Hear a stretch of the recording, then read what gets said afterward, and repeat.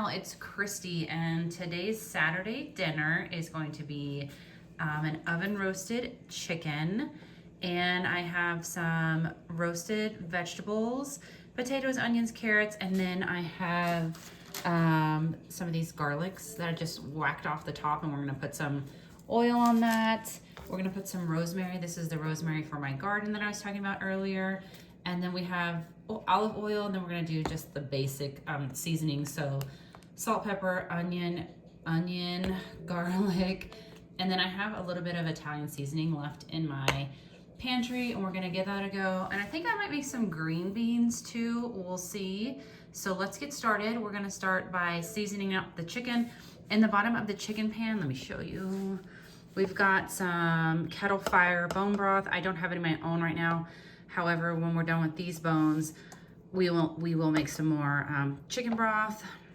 And then I had some like leftover carrots like in the bag from the veggies, and some onions, just whatever I had in the fridge. And then my husband does eat the insides of the chicken, so we're just gonna put that in there to roast.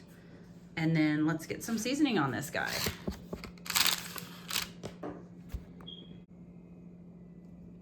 So I just want to make sure that I'm going to cover all of the skin, because I am doing in the oven. I have my oven at 375, and he's probably going to take about an hour to an hour and a half. So I want the skin to be real crispy. Just make sure your hands are clean when you do this, and then after you're done, make sure you wash your hands thoroughly, because you do not want to spread any of that chicken juice. Alrighty guys, so I've got the olive oil on, and I'm going to generously put some salt on there.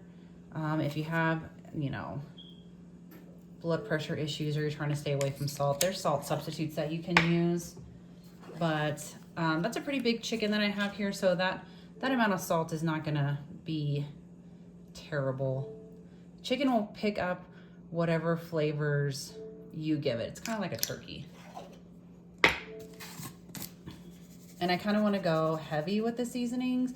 And I'm also letting the seasonings fall into my little roasting pan, because I'm going to try and make some gravy when we're done with it.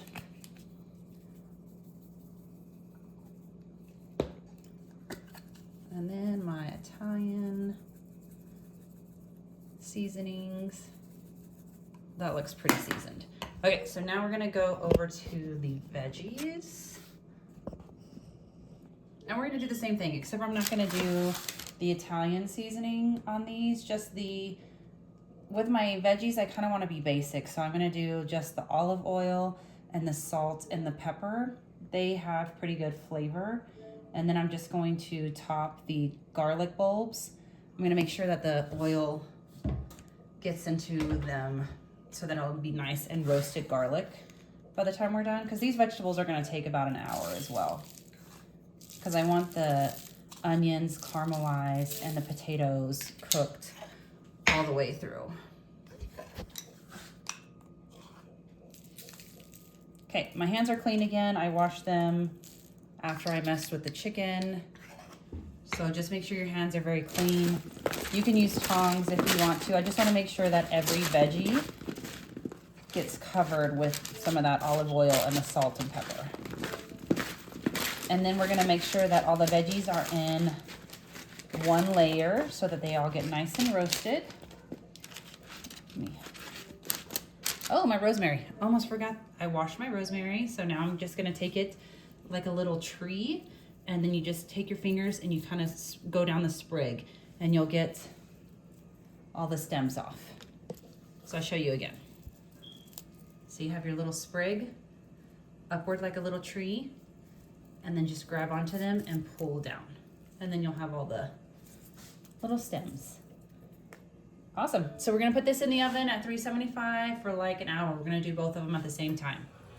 All right, guys, this is about halfway through the baking process, and I'm just gonna make sure that my chicken doesn't dry out. So I'm just going in here with the broth underneath that we had made, and just make sure that the chicken gets covered with it, and then we're gonna put it back in and have it finish cooking.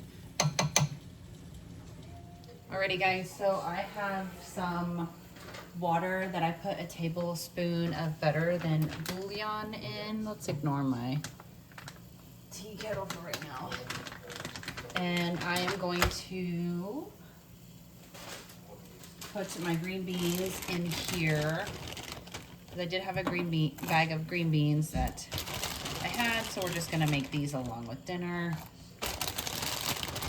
And I'm going to just blanch them for maybe a minute or two.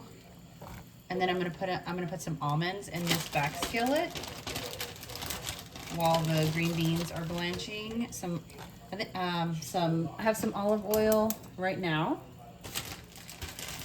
And we're gonna put that on a medium heat. I'm gonna put almond slices and some garlic in that pan.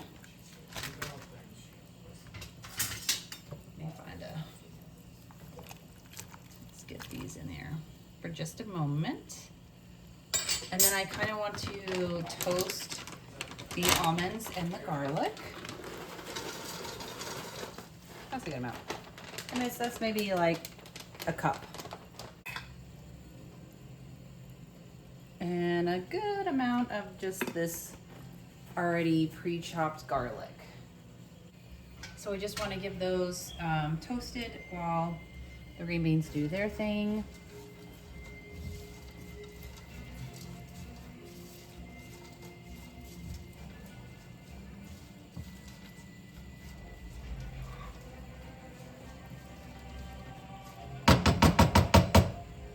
Give it just a few minutes. Okay, so it was literally just a few minutes till my almonds got some color on them and the garlic is toasted. Just be very careful and not burn that garlic because then it doesn't taste very good. So now I'm going to take my green beans and I'm just gonna take them from the pot and put them straight in here.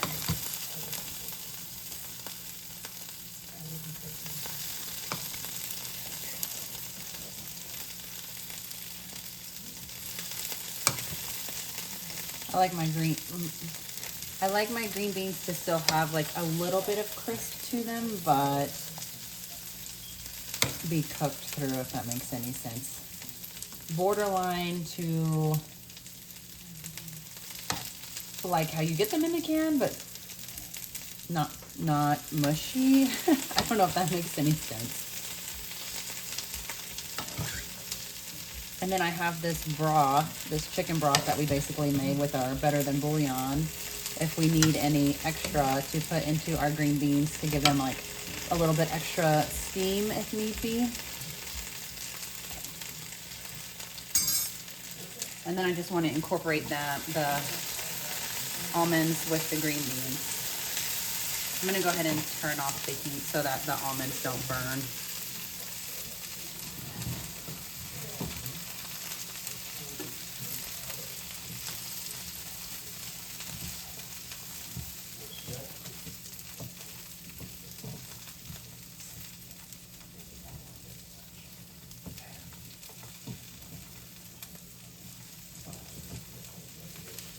All right.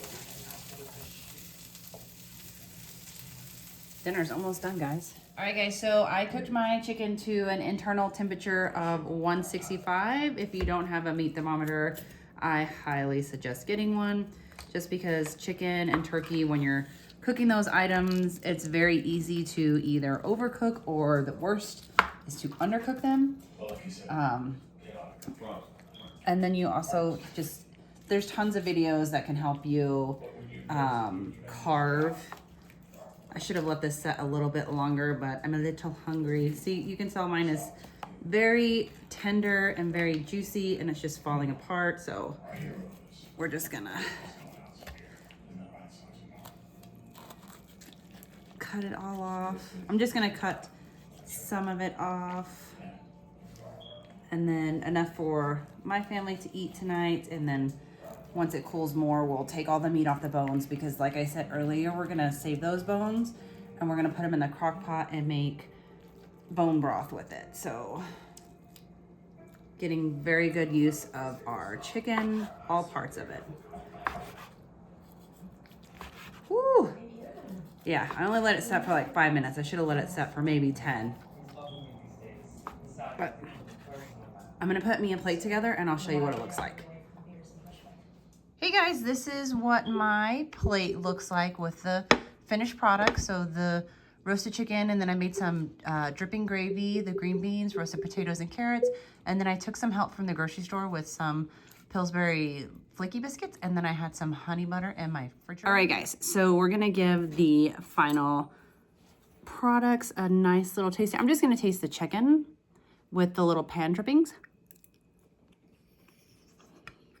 Frost, she wants them too. It's really good. And then let's give these vegetables a little taste. The underside of the carrots are very caramelized. It's actually pretty. I hope you guys like and enjoy. See you next time.